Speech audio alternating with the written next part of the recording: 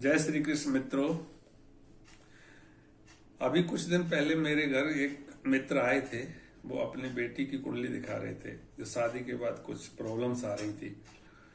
तो मैंने उनकी कुंडली में देखा तो उनका सप्तम पति पीड़ित था। तो मैंने उनसे बोला कि उनके जो पति की कुंडली है वो भी दिखाएं। तो वो भी मैंने कुंडली देखी तो उसमें भी सेम प्रॉब्लम पाई। तो मैं पिछले दिनों से या कई वर्षों से जो वैवाहिक जीवन के संबंध में कुंडलियां मिला रहा हूं और देख रहा हूं, और जिस तरह से वैवाहिक समस्याएं जो बढ़ती चली जा रही हैं उनको देख करके मैं बड़ा चिंतित सा हुआ। मैंने सोचा कि ये क्या कारण है कि जो आजकल जो शादियां हो रही है उनमें मैक्सिमम शादियों में खटास आ रही है।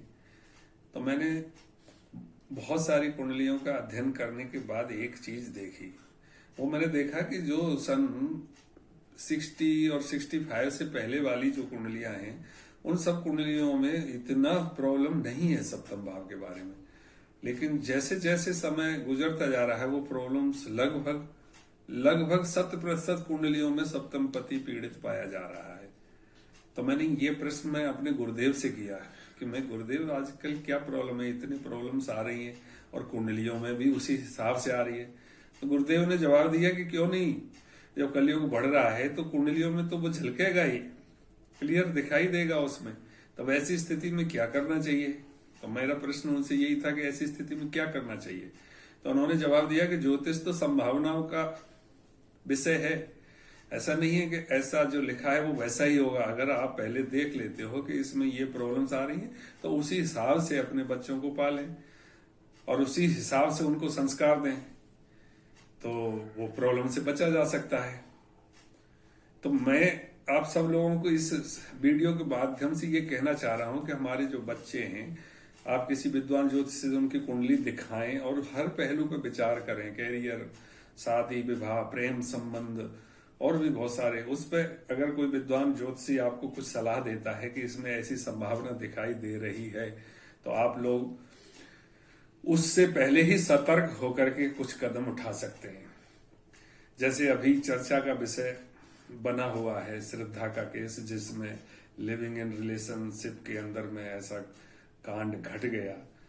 तो ये बड़ा निंदनीय है और बड़ा ही शॉकिंग समाचार है कि इस तरह के केसेस एक नहीं बहुत ही संख्याओं में हो रहे हैं। कुछ रिपोर्ट किए जाते हैं, कुछ नहीं किए जा सकते। तो इसमें कौन जिम्मेदार है? माँ बाप जिम्मेदार है, या वो प्रेमी प्रेम का जिम्मेदार है, या समाज जिम्मेदार है, या सरकार जिम्मेदार है? तो इसमें आप लोगों की क्या राय है? मेरा मानना यह है कि हम सभी जिम्मेदार हैं। सबसे पहले बात आती है माँ बाप की जिम्मेदारी कि अगर माँ बाप अपने बच्चों को संस्कार नहीं देंगे तो वो भटक सकते हैं।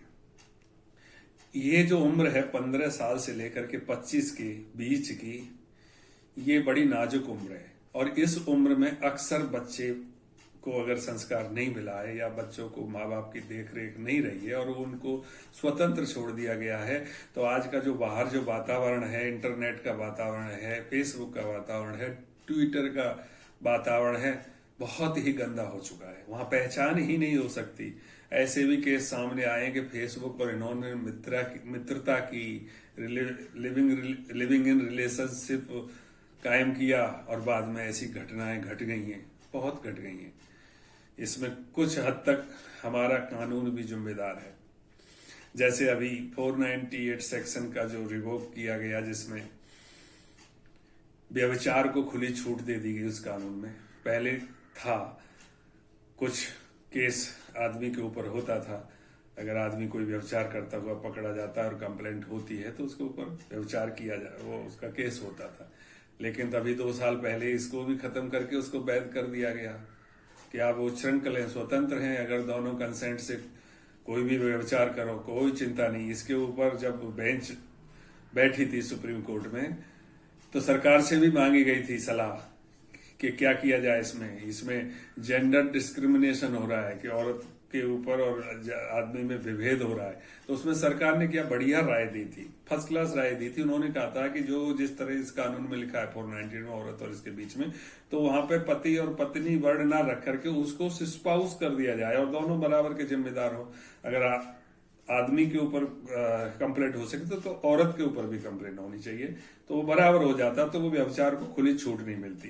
लेकिन ये सरकार की राय सुप्रीम कोर्ट ने नहीं मानी और उसको एक जेंडर डिस्क्रिमिनेशन का पॉइंट दे करके और व्यभिचार को खुली छूट दे देगी कि ना पति कर सकता कुछ, ना पत्नी कर सकती, अगर दो मियां बीवी राजी हैं। सेम लिविंग इन रिलेशनशिप के बारे में हुआ। ये कहाँ जा रही है हमारी भारतीय संस्कृति? लिविंग इन रिलेशनशिप कभी सोचा था आज से 50 साल पहले कि कोई एक बिना विवाहित लड़का या लड़की, चाहे भले ही वो 18 साल पार कर चुके कानूनी उम्र, वो एक साथ रह सकें? सोच करके ही शर्म आती है कि ये कैसा समाज है और कहाँ ले जा रहे हैं इस समाज को। और इसमें तो बड़ा उत्साह मनाया गया जिस दिन ये सॉरी मेरे को तो बोलना भी नहीं आता इंग्लिश में, ये जो सह रहने का जो चलन चला है, जिसमें जब ये सुप्रीम कोर्ट से इसका फैसला आया था, बड़ी खुशियां मनाई गई ऐसे लोगों के द्वारा कि अब आनंद आ गया, अब हम आराम से रहेंगे। लेकिन ये हमारे भारतीय संस्कृति के लिए तो बिल्कुल ठीक नहीं है, हमारे भारत के लिए बिल्कुल ठीक नहीं। हमारा भारत देवों का देश, देवभूमि रही है, जिसमें बड़े बड़े ऋषि महापुरुष पैदा हुए हैं। भीष्म जैसे ब्रह्मचारी पुरुष, विवेकानंद जी जैसे, जिसने आजीवन अपना ब्रह्मचर्य जीवन धारण किया, उनके देश में इस तरह से व्यभिचार को छूट और रिलेशनशिप को कानूनी छूट शर्म से डूब मरने की बात है। अब समय आ गया है कि अब सरकारों को और कानूनविदों को सोचना चाहिए कि भारत के लिए ये कानून ठीक नहीं है। चाहे विश्व पटल पर भारत हमारा कहीं भी हो, ये चीजें हमारे देश के लिए ये उपयुक्त नहीं है। क्या आप विदेशों का कचरा यहां भी लाना चाहते हैं? आज देखिए विदेशों में तलाक की दर कितनी है और भारत में भी वो किस तरह से बड़ी तेजी के साथ बढ़ रही है। मैं आप लोगों से आग्रह करता हूं कि इस संदर्भ में आप सब लोग, सामाजिक संगठन, एनजीओज, इसमें एक पहल उठाएं, नहीं तो वो दिन दूर नहीं है कि ऐसी जो घटनाएं अभी घट रही हैं वो और भी तेजी से देखने को मिलेंगी। और उसमें फिर होता क्या है, बाद में बस पुलिस की जांच होगी, फोरेंसिक रिपोर्ट मांगे जाएंगी, सबूत मिलेंगे नहीं और वो बेगुनाह छूट जाएगा, क्योंकि हमारा कानून इतना कड़ा है ही नहीं। अगर कड़ा कानून होता तो निर्भया कांड के बाद ऐसे कांड दोबारा नहीं होते। निर्भया कांड के बाद एक पॉक्सो एक्ट बना दिया गया कि अब शायद ऐसे एक्ट नहीं होंगे नाबालिग लड़कियों के साथ, तो बहुत ही कठिनता से वो भी क्या किया उस पॉक्सो एक्ट में, और यह पॉक्सो एक्ट भी अप्रभावी हुआ। इसके अंदर अभी इसका कोई डर समाज में फैला नहीं, उसके बाद भी केस कंटिन्यूअस आ रहे हैं और बल्कि इसका उल्टा दुरुपयोग भी किया गया, जिसमें बहुत से लोगों को इस पॉक्सो एक्ट में फंसाया गया, क्योंकि ये एक तरफा पॉक्सो एक्ट है जिसमें महिला अगर कंप्लेंट करती है किसी के खिलाफ, चाहे भले ही वो झूठी हो, तो महिला से कुछ नहीं पूछा जाएगा, केवल उस व्यक्ति को ही प्रूव करना है कि उसने ऐसा नहीं किया है। अभी इसी बात को लेकर के अभी जो लिविंग इन रिलेशनशिप का जो चलन चला है, उसमें कुछ लड़के लड़कियां 18 से नीचे उम्र वाले भी पकड़े गए हैं, तो उनके ऊपर पॉक्सो एक्ट लागू होता है। तो ऐसे केसेस जब कोर्ट में पहुंचे तो कोर्ट के जजों ने टिप्पणी में कहा है कि जब 18 साल से नीचे के लोग एक साथ रह रहे हैं, अपनी मर्जी से रह रहे हैं और किन्हीं तो शादी भी कर ली है, तो इन लोगों पे पॉक्सो एक्ट लागू नहीं होना चाहिए। अब इसकी भी मांग उठ रही है। तो मैं अभी इस वीडियो में पहले कहा था कि हमारा समाज जा कहाँ रहा है, किसी की समझ ही नहीं है। और इसका कारण एक ही है कि हमारे जो शिक्षा पद्धति है उसमें नैतिक शिक्षा का अभाव, पूरी तरह से अभी कहीं भी नैतिक शिक्षा दिखाई नहीं देती है। प्राइमरी से लेकर के कॉलेज तक चले जाओ, नैतिक शिक्षा का कहीं बोलबाला ही नहीं है। मैकाले ने हमारी शिक्षा पद्धति का ऐसा नाश किया है, जिन्होंने गुरुकुल बैन करके और ये जो पद्धति लाए, और उसका तो मोटो ही यही था कि भारतीय संस्कृति को छिन्न भिन्न किए बिना हम जो है भारत के ऊपर शासन नहीं कर सकते, और वो उसमें सक्षम हुआ। लेकिन आज भारत को 70 साल हो गए, 75 साल हो गए आजाद हुए, तब से लेकर आज तक कभी किसी भी सरकार ने ये नहीं सोचा कि हमारी शिक्षा पद्धति में आमूल चूल का परिवर्तन की आवश्यकता है। अभी एक नई शिक्षा पॉलिसी आई, उसमें भी कोई नैतिक शिक्षा पर बल नहीं दिया गया, सिर्फ भागम भाग वाली शिक्षा कि जल्दी जल्दी बस इंजीनियर बनाओ, डॉक्टर बनाओ, कमाओ, कमाने के लिए। लेकिन ये नहीं कि हमारा जो भारतीय संस्कृति का जो मूल है, उसके जड़ में जाकर के जो संस्कार थे वो कैसे हमारे समाज के अंदर आए। अभी बहुत ज़्यादा आवश्यकता है। ये दिल व्यथित होता है ऐसी घटनाओं को सुन करके।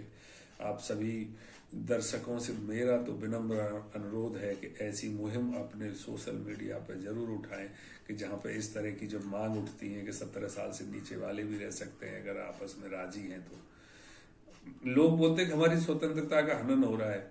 ऐसी स्वतंत्रता किस काम की जिसमें एक बेटी के 35 टुकड़े कर दिए जाए?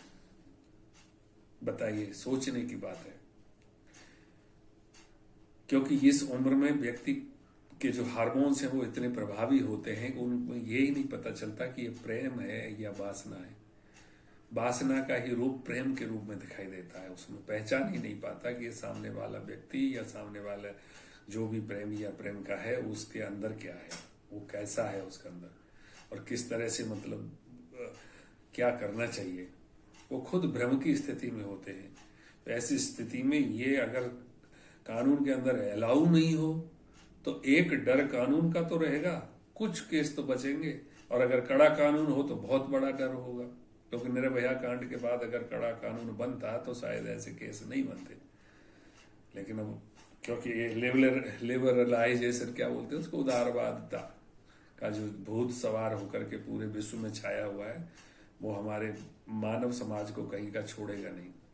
कलयुग की पहचान यही है कि दिन प्रतिदिन अपराध बढ़ते चले जाएंगे और राक्षस प्रवृत्ति के लोग आगे बढ़ते चले जाएंगे। हमारे पुराने ग्रंथों में, संस्कृत के श्लोकों में कितने कितने नैतिक शिक्षा पे बल दिया गया था। पहले हमें याद है जब हम पढ़ते थे तो जो संस्कृत की किताब हमारी क्लास 6 से शुरू होती थी और जो 10 तक तो वो रहती ही थी लगभग, और उसमें हर एक क्लास के अंदर एक सुभाषितानी करके एक पोइम आती थी जिसमें कुछ श्लोक लिखा रहते थे। वो श्लोक इतने अच्छे थे, इतनी शिक्षाप्रद होते थे कि जैसे आज भी मुझे एक श्लोक याद है, ये शाम न विद्या न तपो न ध्यानम ज्ञानम न शीलम न गुणो न धर्म ते मृत्युलोके भुवि भार भूता मनुष्य रूपेण मृगा शरंती। क्लियर, एकदम साफ कहा है कि ये शाम न विद्या न तपो न दानम, कि जिनके पास न विद्या है न धन है, नहीं, जिनके पास न विद्या है न तप है न दान है न शील है न गुण है न धर्म है, ऐसे लोग हिरण के रूप में संसार में चलते हैं। उनको संज्ञा पशु की दी गई है, वो मानव नहीं है। और आज तो झुंड के झुंड ऐसे मृगाश्चरंती, मनुष्य के रूप में ऐसे मृग घूम रहे हैं और वो और बढ़ते ही चले जाएंगे।